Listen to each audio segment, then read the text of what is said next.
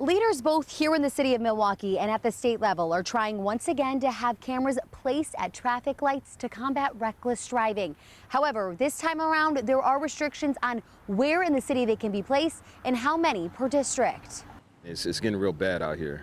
Marcus Hill is talking about the reckless driving he sees on a daily basis. Would you support red light cameras in the city? Oh, I definitely would support that if it's going to cut back on hazardous driving and put awareness out there. The Safe Roads, Save Lives Act is being proposed by state senators LaTanya Johnson and Dora Drake, who represent much of the city's north side.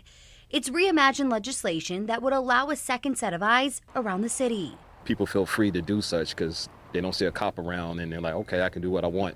And unfortunately, I see that a lot. There would be a limit to 5 cameras in each district, and tickets would only be sent to people going more than 15 miles per hour over the speed limit.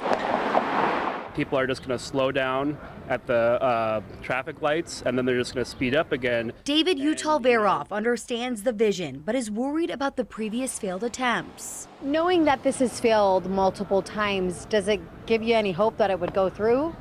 Well, given the track record, it does seem like maybe it's time to go back to the drawing board and actually come up with a different solution. Another point of concern is the thought of cameras around the city.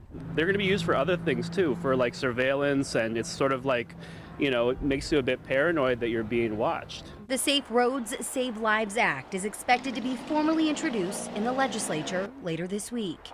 In Milwaukee, Megan Lee, TMJ4 News.